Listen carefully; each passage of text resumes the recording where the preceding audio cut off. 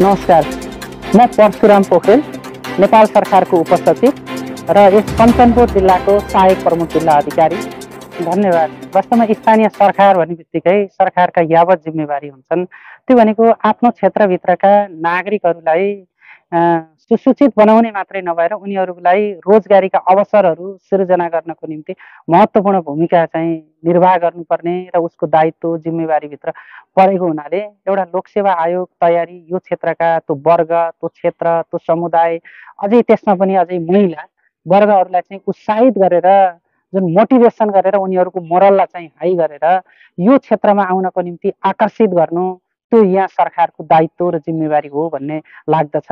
स्वयं म आफै पनि त्यो क्षेत्रबाट यहाँसम्म आइपुग्दाखेरि उहाँलाई चाहिँ मैले दिने कुरा भन्दा पनि मैले जानेको कुरा चाहिँ सिकाउने र यो क्षेत्रमा चाहिँ मोटिभेसन गर्नको निम्ति म उपस्थित भएँ।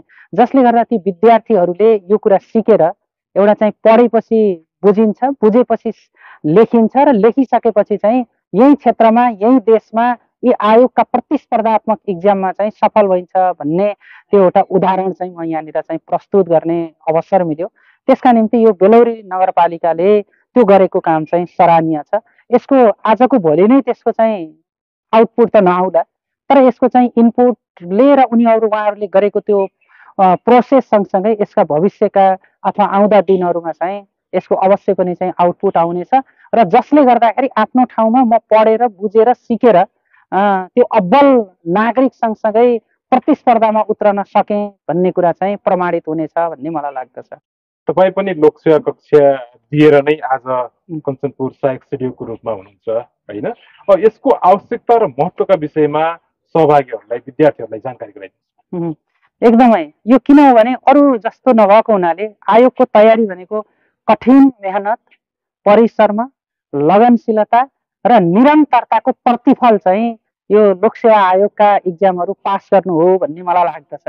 त्यसकारण म आफै पनि यो क्षेत्रमा आइपुग्दा त्यो सुरुदेखि अहिलेसम्म आइपुग्दा प्रतिस्पर्धाबाट अगाडि नै त्यो अब्बल साबित चाहिँ एक किसिमले चाहिँ भएर आएको हुनाले उहाँहरूले अब के गर्नु पर्यो त भन्दाखेरि कलेजमा पढे जस्तो विद्यालयमा पढे जस्तो नभएर अलिकति फरक तरिकाले परिश्रम गर्नु पर्यो, लगनशीलता हुनु पर्यो र निरन्तरता भयो भने यो पक्कै पनि चाहिँ सफल भइन्छ भनेर त्यो कुरा चाहिँ उहाँहरूले महसुस गर्नुहुनेछ, जसका लागि चाहिँ यो एउटा प्लेटफर्म चाहिँ आधार चाहिँ तयार गर्छ। यहाँले लोकसेवा तयारी गर्दा अथवा चाहिँ लोकसेवा पास हुँदाको यहाँको अनुभव सहभागी विद्यार्थीहरूलाई सुनाइदिनु। धन्यवाद। म त एउटा ग्रामीण क्षेत्रबाट चाहिँ पढेको हुर्केको मान्छे हो र आजभन्दा सुरुवातीका दिनहरूमा यो किसिमको अवसर, यो किसिमको सूचना र यो किसिमको सिकाउने कोही पनि नहुँदाखेरि त्यतिखेरको अवस्थामा चाहिँ मेटेरियल नपाएर समस्या थियो। अहिले बजारमा आइरहेका र विभिन्न ठाउँमा यो डिजिटल प्रविधिले दिएका चाहिँ सूचना, तथ्याङ्क अथवा स्रोतले गर्दाखेरि कुन चाहिँ सूचना, कुन चाहिँ तथ्याङ्क र कुन चाहिँ स्रोत चाहिँ आधिकारिक हो भन्ने कुरा चाहिँ अहिले दुविधा परेको छ। त्यसकारण मेरो आफ्नैमा पनि मैले के गरेँ भने एउटा मान्छेसँग सोच हुनुपर्छ। सोच र दृष्टिकोणलाई हामीले चाहिँ आफ्ना चाहिँ नियमित रूपमा त्यसलाई चाहिँ पालना गर्नुपर्छ र परिश्रम पनि त्यही अनुकूलको गर्न सक्यौँ भने आफ्नो परिश्रम र गतिशीलताले चाहिँ कर्मैसँग त्यो सफलता चाहिँ प्राप्त गर्छ भन्ने मलाई लाग्दछ। म आफैले पनि पढ्थेँ, लेख्थेँ, बुझ्दथेँ र यसलाई चाहिँ पटक पटकको लेखाइले गर्दाखेरि निखारता कसरी आउँछ र अरूभन्दा फरक तरिकाले चाहिँ कसरी प्रस्तुत हुन सकिन्छ भन्ने त्यो एउटा निरन्तरताको प्रयासले मलाई चाहिँ सफलता बनायो र म अहिले आएको जुन पदमा पनि आइपुग्दा चाहिँ नेपालभरिको खुल्ला प्रतियोगितामा 1 नम्बरमा चाहिँ सिफारिस भएर आएको हुनाले त्यो मेरो परिश्रम लगनशीलताको प्रतिफल चाहिँ प्राप्त भयो भन्ने म ठान्दछु। कुन कुन पदमा कति पटक यहाँले इक्जाम? अब यस्तो लोकसेवाका इक्जामहरू म खरिदारदेखि चाहिँ सुरुवात भएर उपसचिवसम्म आइपुग्दा चाहिँ प्रत्येक इक्जामहरू खुल्ला रूपमा प्रतियोगितामा चाहिँ पास गर्दै आएँ। मूलत सुरुका दिनहरूमा खरिदार सुब्बा अफिसर हुँदाखेरि चाहिँ मेरो चाहिँ सुरुकै अवस्थाले प्रतिफल प्राप्त गर्यो भने त्यसपछिका कुनै 1-2टा इक्जाम चाहिँ दोहोऱ्याएर मात्रै दिनु पर्यो।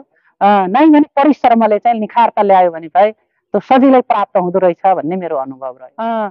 मूलत अहिले समाजमा, अहिले नेपालमा, नेपालको सार्वजनिक प्रशासन निजामतीप्रति विभिन्न किसिमका चाहिँ टीका टिप्पणी र नकारात्मक धारणा छन्।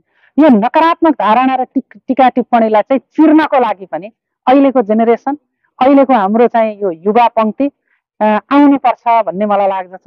त्यसका निम्ति हामीले पढेर लेखेर पास गरेर मात्रै भएन, सर्भिस डेलिभरीमा चाहिँ अब्बल सहित र सूचना र प्रविधिलाई समेत चाहिँ आत्मसात गरेर नागरिकका मन र सेवाग्राहीका मन जित्यौँ भने समग्रमा चाहिँ सेवाप्रतिको चाहिँ उच्च भाव र सेवाप्रतिको समर्पण आम नागरिकसम्म पुग्न गयो भने यो सार्वजनिक सेवाको चाहिँ महत्त्व अझ बढी बढ्छ र त्यो त्यतातिरको चाहिँ हाम्रो जुन जब छ, जागिर छ, त्यसमा अझ बढी आकर्षण हुन्छ भन्ने म ठान्छु। अन्तमा के भन्नुहुन्छ? अन्तमा यस्ता कार्यक्रमहरू अलि छोटा भए तर लोकसेवाको कार्यक्रम भनेको मात्र 15 दिनको 1 महिनाको चाहिँ त्यो सफिसियन्ट होइन।